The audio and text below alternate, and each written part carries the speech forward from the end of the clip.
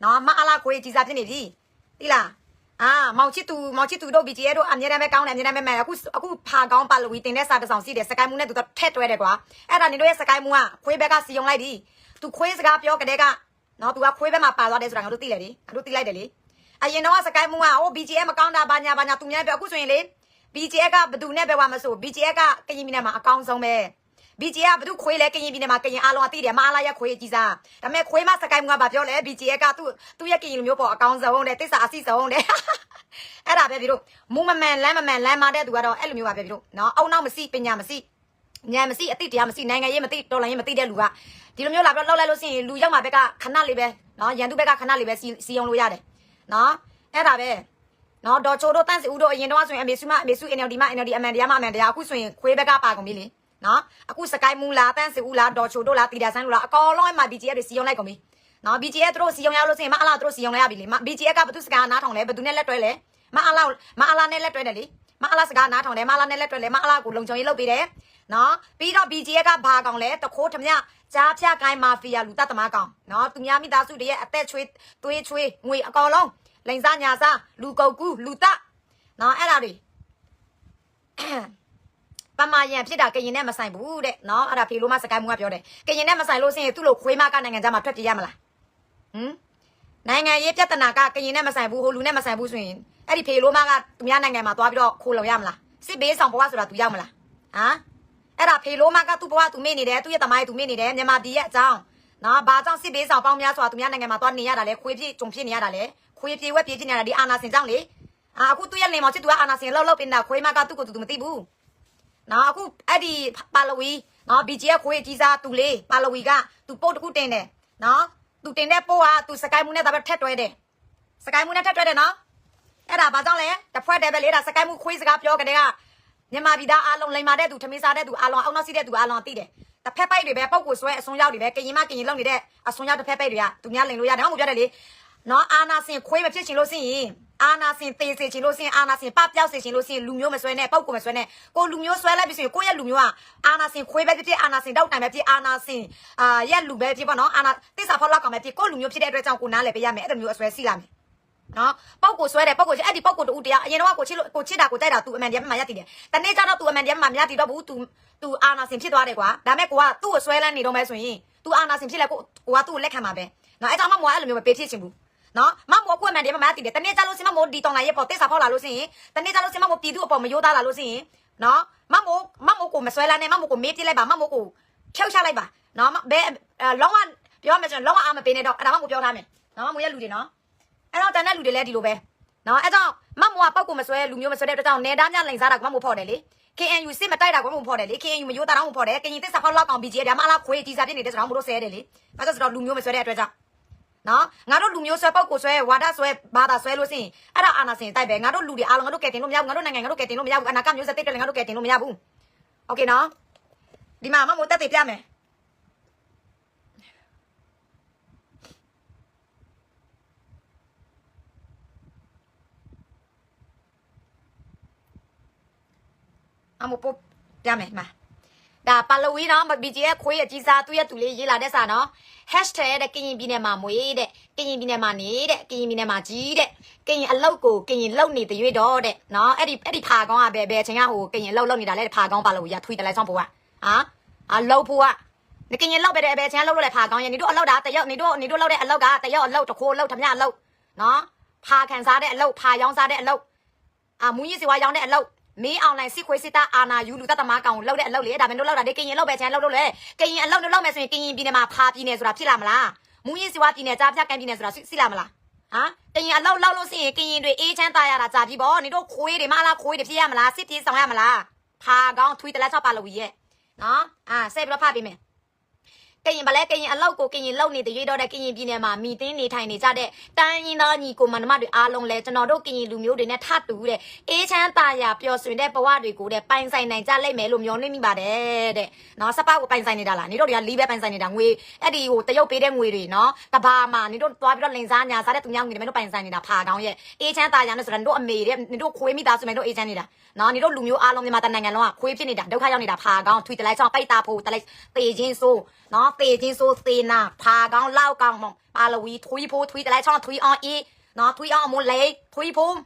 มีอะไรทุยฮะทุยพูกยินปีเนี่ยกูยองซาได้ทุยแต่ไรช่องปาลวีดีเจเพื่อนดิเนาะกยินปีเนี่ยกูเพี้ยสีได้ทุยแต่ไรช่องปาลวีเนาะกยินลุงโยกูเพี้ยสีได้ทุยแต่ไรช่องปาลวีมอชิตูได้ทุยมอชิตูได้ทุยมอเตวินเนี่ยทุยจะนั่นแหละทุยมุกเต่าเลยทุยนายเมาซอโอ้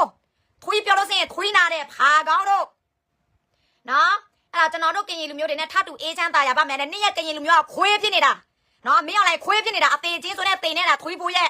နော်နေ့အမျိုးပြေးနေရတဲ့ကျွန်မနေတော့ထွေးတွေကပါတည်းလောက်လဲဟမ်ဘောလုံးပွဲကျွန်တော်လောက်တယ်ဟုတ်လားကျေးပါပွဲကျွန်တော်လောက်တယ်စိုးပွဲကျွန်တော်လောက်တယ်အလူအတန်းကျွန်တော်လောက်တယ်နော်နေတော့အမျိုးအသေးချင်းဆိုတဲ့တိန်နေရတဲ့အချိန်မှာနော်နေ့အဖေမင်းအောင်လိုင်းနေ့တန်ညတိုင်းဘုံကျဲတပ်ဖြတ်တနိုင်ငံလုံးလောက်နေတဲ့ကျွန်မနေတော့ခွေးမျိုးတွေကအဲ့ဒီခွေးမသားမင်းအောင်လိုင်းမဲဆွဲလို့ရအောင်မဲရွေးလို့ရအောင်နေတော့ခွေးကရင်မေးလို့လောက်ကောင်တွေတချို့မှာနော်လုံနေတယ်ကျွန်တော်ကာကွယ်ပေးတယ်နော်လူစိတ်စစ်တဲ့ကရင်တွေကလေနော်မင်းတို့ခွေးလိုမျိုးအောက်တန်းမကြဘူးမပျော်ပါဘူးကြမပြစ်တဲ့အရာမလုပ်ဘူးနော်နေတော့အဖေခွေးမင်းအောင်လိုင်းနဲ့အာနာစင်တတိုက်သေးဖို့ပဲငါတို့စူးစမ်းနေမယ်ထွေးပါလို့နော်လာမပြောနဲ့တိုင်းရင်ဗလဲကရင်ပြည်နယ်မှာနေထိုင်တဲ့တိုင်းရင်သားအားလုံးအဲ့ဒီတိုင်းရင်သားတွေကလေနေတော့လိုမျိုးခွေးစိတ်မပေါက်ဘူးလောက်ကောင်လည်းမဖြစ်ဘူးချီးလည်းမစားဘူးမလားလီကိုလည်းမငုံဘူးနော်တယောက်ခွေးလည်းမဖြစ်ဘူးတီတူလူတို့ရငွေကလိန်စားညာစားထမတိုက်ပြီးတော့မျက်နှာတွေလောက်ပြီးတော့အလူတန်းပြီးတော့လှုပ်ကျင်ပောက်ပဲတော့လှုပ်အဲ့ဒီကရင်တွေအဲ့ဒီတိုင်းရင်သားတွေမလှုပ်ဘူးနော်နေတော့ခွေးမျိုးတွေပဲနော်ထွေးမော်ရှိတူတယ်နော်တလိုက်ချောင်းမော်ရှိတူထွေးတလိုက်ချောင်းမော်ရှိတူထွေးလိုက်ပဲဖိုးတယ်လိုက်ဖိုးတယ်နလောလဲလေဒီချလေတောင်းတာလဲလေတောင်းတာလဲခီလုံးတယ်နော်လုံးတယ်အဲ့တော့ထွေးပါလဝီကဒီစာကိုသူတင်လိုက်တဲ့နောက်ပိုင်းမှာဒါထွေးပါလဝီတကယ်တင်တယ်နော်သူတင်တဲ့အချိန်မှာသူထက်တွဲတဲ့လူက14ယောက်ရှိတယ်မနော်14ယောက်နော်14ယောက်ရှိတယ်ဘသူတွေပါလဲဆိုတော့ဒီမှာသူထက်တွဲတဲ့သူကထွေးမိုးစကန်မှုပါတယ်နော်ကော်သူးလေဟီလိုတဲ့ကော်သူးလေပြည်ဖြက်မကော်သူးလေအမျိုးရောက်မကော်သူးလေကရင်တိတ်ခါကြောက်လို့နေတဲ့ဖာတယ်မအောက်တန်းစားဖာတယ်မခွေးမစကန်မှုစီမှာသူကထက်တွဲတယ်နော်အဲ့ကြောင့်ထွေးမိုးစကန်မှုထွေးစကားပြောတော့ကနော်ထွေးမိုးစကိုင်းမိုးထွေးစကားပြောတော့က PDF ကိုပြန်တော့ဆဲဆိုစော်ကနော်NUG ကိုပြန်တော့ဆဲဆိုစော်ကအမေစုကိုဆဲဆိုစော်ကတဲ့အချိန်မှာအဲ့ဒါထွေးမိုးဆိုတာထွေးဖြစ်သွားပြီလောက်မှဖြစ်သွားပြီဆိုတာငါတို့သိလိုက်ရတယ်နော်အဲ့ဒါထွေးစကိုင်းမိုးပြောတဲ့စကားတွေမန်ပါတယ်ဆိုရင်ပြောနေတဲ့နော်ငနွားတွေငတောင်းတွေတစ်ဖက်ပိတ်တွေလည်းတတိထားဒါမှအဖော်လည်းပို့ပေးရမယ်ဘာလို့ဆိုမအဖော်ကအဲ့ဒီထွေးမိုးစကိုင်းမိုးရဲ့ဗီဒီယိုကိုခဏပြန်တော့ကစားတယ်ပြန်တော့ကြည့်နေတယ်တင်နေတယ်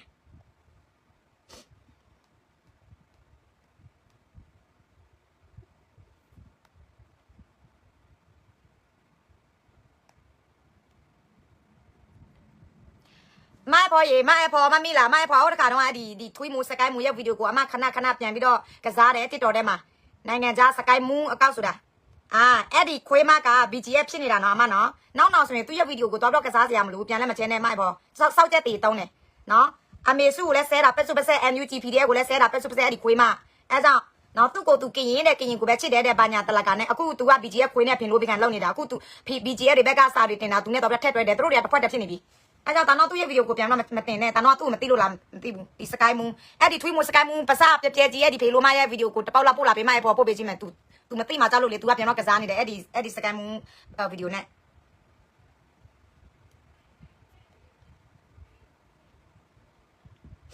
နော်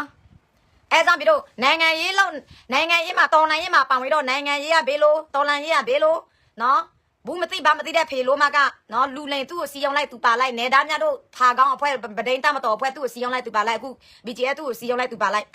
်နော်နောက်ဆိုရင် तू အလိုခံရတော့မယ်စစ်ခွေသူ့ကိုတက်လို့စီအောင်ပြီးတော့တက်လို့တော့မှဒီကောင်မဒီလိုမျိုးအောင်းနောက်မျိုးနဲ့တော်လိုင်းရေးလာပြီးလုပ်နေတယ်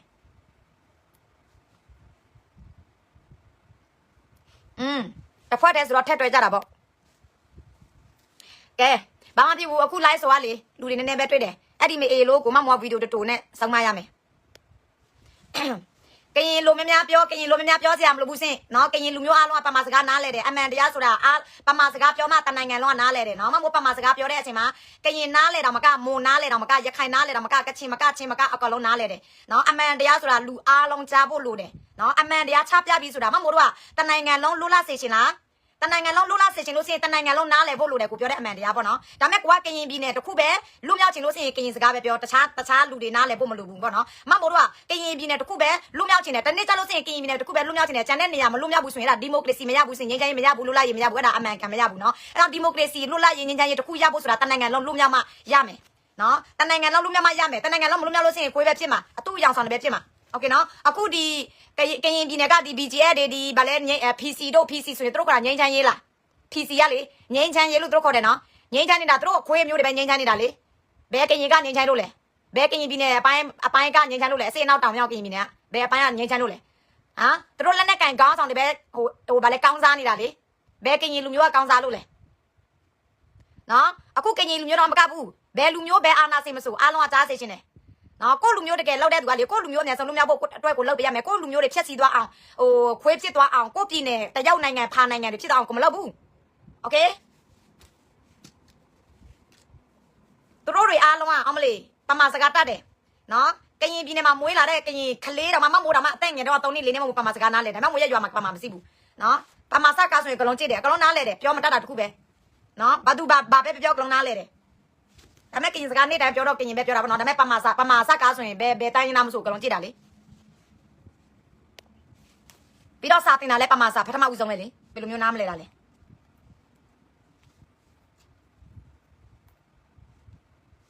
ဲနော်အခုပကိုးတိုင်းအတွက်ပြီးတော့ဒီကောင်တွေထိုင်ဆဲနေလို့လေနော်ထိုင်ဆဲလို့စင်တဲ့အချိန်နဲ့ပဲပေးမယ်ဒီကောင်တွေရဲ့အဘကြီးကဒီကောင်တွေရဲ့အဖေကြီးစားမင်းအောင်လိုင်ကသေမတော်လေဒီကောင်တွေလည်းကြိုထောင်လို့မရဘူးနော်အခုခွေးစကားပြောနေတဲ့ငိမ့်ချမ်းရေးတဲ့ကရင်ပြည်နယ်မှာစီးတဲ့တိုင်းရင်းသားလက်နဲ့ကင်တွေပဲတဲ့မဟုတ်ဘူးကရင်ပြည်နယ်မှာစီးတဲ့တိုင်းရင်းသူတိုင်းသားနဲ့ကျွန်တော်တို့နဲ့အတူထပ်မြငိမ့်ချမ်းမယ်အေးချမ်းမယ်တာယာမယ်တဲ့ဟိုခွေးစကားနော်ဆက်တရားမရှိဘူးနော်ဟာလုံနေတဲ့အလောက်ကခွေးအလုပ်နော်ကရင်အလုပ်လည်းမဟုတ်ဘူးပမာအလုပ်လည်းမဟုတ်ဘူးဘသူ့အလုပ်မှမဟုတ်ဘူးခွေးအလုပ်ဖြစ်နေတာနော်တိုင်းမျိုးဖြက်စီတဲ့အလုပ်ဖြစ်နေတာလူမျိုးဖြက်စီတဲ့အလုပ်ဖြစ်နေတာနော်နိုင်ငံပြအောင်အမျိုးပြအောင်မျိုးဆက်တဲ့ခွေးတွေဖြစ်အောင်လုပ်နေတဲ့နော်အလုပ်ဖြစ်နေတာလူမျိုးအလုပ်တဲ့ကရင်အလုပ်တဲ့ဟမ်ကရင်အလုပ်လုပ်ပေးမယ်ဆိုရင်ကရင်တွေဒုက္ခမရအောင်ကရင်တွေကြိုက်ကြတွေမပေးအောင်ကရင်တွေမလားခွေးမဖြစ်အောင်ကရင်တွေစစ်ပေးမဆောင်လုပ်လေအေးလို့ရဲ့ဟမ်အခုခေတ်ဆက်ကရင်တွေစစ်ပေးဆောင်တာနိမနဲ့ဆက်စီပြီလေဘာဖြစ်လို့ခေတ်ဆက်စစ်ပေးဆောင်မကောင်းတာလဲဆိုတော့စစ်ခွေးစစ်သားအာနာစင်မကောင်းဘူးလေမသေးတဲ့အတွက်ကြောင့်ပြေးရတာပေါ့နော်စစ်ခွေးစစ်သားအာနာစင်လဲကရင်ပြည်နယ်မှာစစ်တဲ့တရားစာတောက်လိုချင်တယ်ကရင်လက်နဲ့ကန်လဲကရင်တရားစာတောက်တွေမပေးချင်ဘူးအဲ့ဒီတရားစာတောက်အားလုံးဆွေထွက်တာလားငွေထွက်တာလားလမ်းကောက်ကြေးရတာလားကရင်မျိုးတွေတပြားမှစားတာမဟုတ်ဘူးအဲ့ဒီလက်နဲ့ကန်သမားတွေပြန်တော့စားနေရတာအဲ့တော့မေအေလိုကလာယူမယ်ဆိုရင်တို့ကအဲ့ဒီနေရာကိုတို့ကောက်ွယ်ပေးမယ်အဲ့ဒီနေရာမှာရတဲ့ငွေလဲကိုကရင်မျိုးတွေတပြားမှစားတာမဟုတ်ဘူးကိုကရင်ပြည်နယ်တိုးတက်အောင်လဲလောက်တာမဟုတ်ဘူးတို့ပဲအိမ်တွေပြန်တော့ဝယ်ချန်တွေပြန်တော့စစ်ခွေးနဲ့တူတူပဲဟိုဘက်ကလည်းအာနာယူဒီဘက်ကလည်းအာနာယူတူတူပဲနော်အဲ့တော့ဒီအာနာယူလက်နဲ့ကန်သမားဘယ်အဖွဲ့မဆိုပေါ့ကွာမအားလားအဖွဲ့ဒီတိုင်းရင်းသားလက်နဲ့ကန်အဖွဲ့အာနာစင်အာနာယူလက်နဲ့ကန်အဖွဲ့စီမံသမျှငါတို့ပြည်သူတွေလက်မခံဘူးမေအေလိုတွေရဲ့နော်ငါတို့တိုင်းပြည်စီလာတာမင်းတို့လောက်စားဖို့ရောင်းစားဖို့မင်းတို့ကောင်းစားဖို့အတွက်မဟုတ်ဘူးတိုင်းပြည်စီလာလူမျိုးကောင်းစားဖို့အတွက်တိုင်းနိုင်ငံတိုးတက်ဖို့အတွက်တို့လောက်ရမှာမေအေလိုတွေမင်းတို့လက်နဲ့ကန်လာပြီးတော့ကွာကရင်ပြည်နယ်မှာဘာတန်ရစတာစီတဲ့တို့အကောင်လုံးထိန်းချုပ်တယ်ဟမ်ဒီပြည်နယ်မှာဘာတန်ရစတာစီတို့အကောင်လုံးထိန်းချုပ်တယ်ဒီနိုင်ငံမှာဘာတန်မိုးစီတဲ့တို့အကောင်လုံးယူတယ်တောင်းဆွဲတယ်တို့ရောင်းစားတယ်ဟာတိုင်းပြည်အတွက်လူမျိုးတက်ဘာမှမဖြစ်လာဘူးမေအေလိုတွေနော်တို့ကိုလီကိုထင်မကြည့်တာဘယ်လူမျိုးမဆိုလက်နဲ့ကန်တဲ့ဘယ်အမျိုးမဆိုငါထင်မကြည့်ဘူးမင်းတို့လက်နဲ့ကန်တိုင်းမှာမင်းတို့ရတဲ့ငွေမင်းတို့ပဲပြန်တော့တုံးနေတာလေဟာကိုလူမျိုးတိုင်းတော့ပါတယ်လောက်ပြီးလို့လေတိုးတက်အောင်ဘယ်တမဟာမဆိုဒီတမဟာဒီတန်မိုးစီလို့စင်ဒီတမဟာလက်နဲ့ကန်သမားတွေကအဲ့ဒီပစ္စည်းတန်မိုးပဲကာကွယ်နေတယ်လူမျိုးကာကွယ်တာမဟုတ်ဘူးနော်လူမျိုးကိုစစ်ခွေးတွေဘက်ကတမလားဖြတ်မလားတို့မကာကွယ်ဘူးတေးမစေဒါပေမဲ့တို့စီးပွားရေးကိုလာတို့စီးပွားရေးငွေတွေရအောင်လုပ်နေတဲ့တို့စီးပွားရေးတခုကွာ